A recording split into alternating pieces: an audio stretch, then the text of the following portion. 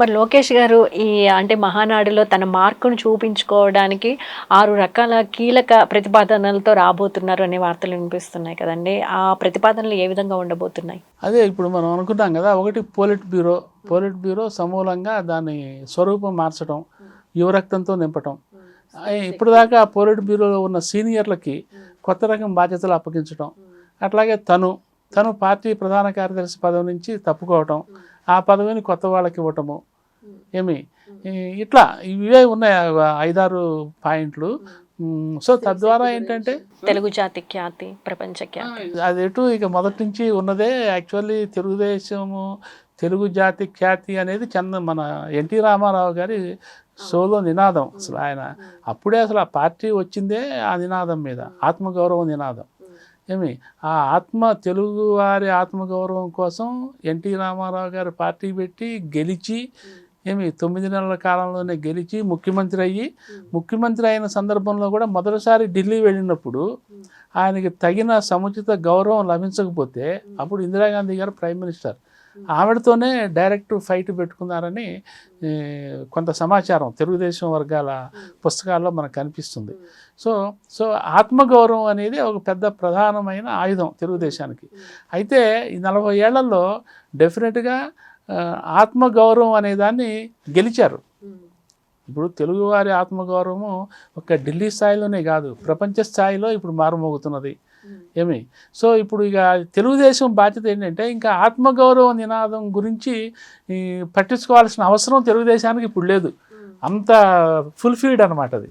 ఇక ఇప్పుడు వచ్చేసి ఏంటంటే ఇప్పుడు వస్తున్న సామాజిక, ఆర్థిక, రాజకీయ సమీకరణాల్లో ప్రాధాన్యతలు మారిపోతున్నాయి. ఈరోజు కూడా తెలుగు జాతి ఆత్మగౌరవం నిలబెడతానంటే అది నడిచే వ్యవహారం కాదు. ఎందుకంటే తెలుగు జాతి ఆత్మగౌరవానికి ఇప్పుడు ఏమాత్రం ఢోకా లేదు.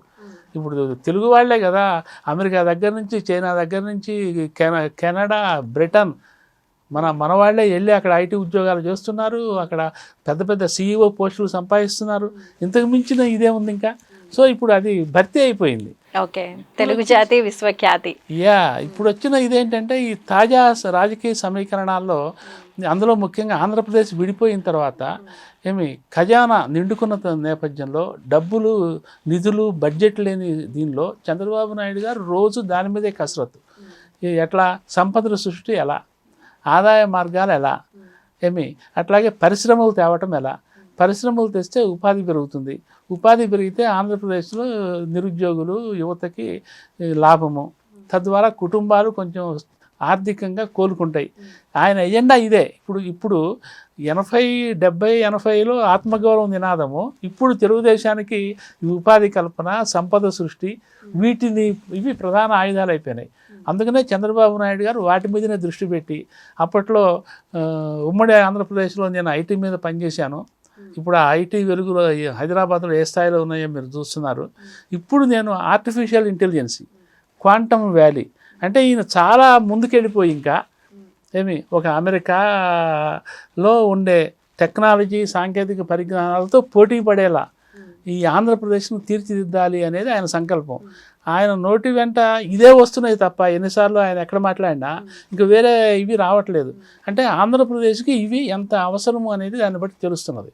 సో ఈ మహానాడు ద్వారా ఈ యువతకి ఒక కొత్త ధైర్యాన్ని నూరిపోయటం, ఒక 1 year 2 years ఆగితే పరిశ్రమలన్నీ కొంచెం ఒక రకంగా షేప్కి వస్తే, తద్వారా ఉద్యోగ అవకాశాలు వస్తే, యువత కొంచెం కుదురుకుంటే ఆంధ్రప్రదేశ్ పరిస్థితి డిఫరెంట్గా ఉంటుంది అనేది ఆయన ఉద్దేశం.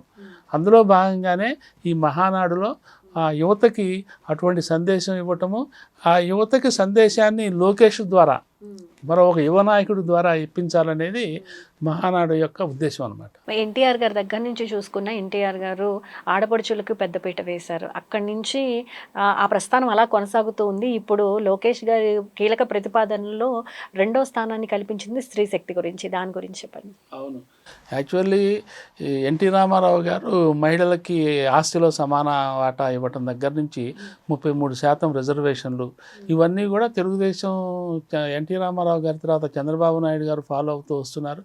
అట్లాగే చంద్రబాబు నాయుడు గారితో పాటు ఇప్పుడు లోకేష్ కూడా అదే నినాదాన్ని అందుకొని ముఖ్యంగా మహిళలకి పెద్దపీట వేసే కార్యక్రమాలకి రూపకల్పన చేస్తున్నారు. వాళ్ళ ఎలక్షన్ హామీల్లో సూపర్ 6లో కూడా మహిళలకు సంబంధించి ఒక 4-5 పాయింట్స్ అందులో హామీలు ఉన్నాయి.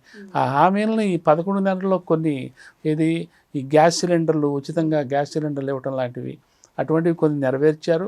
పైగానేమో ఈ ఆడపిల్లలకు పిల్లల చదువులకు సంబంధించి తల్లికి వందనం కార్యక్రమం, అది కూడా మహిళలకి ఉపయోగకరమైన కార్యక్రమం. అంటే వాళ్ళ ఇంట్లో ఎంతమంది పిల్లలు ఉన్నా సరే ఆ పిల్లలు చదువుకోవడానికి ఈ సంవత్సరానికి ఎంత అవుతుందో అంత అమౌంట్ తల్లుల ఖాతాల్లో వేయటం.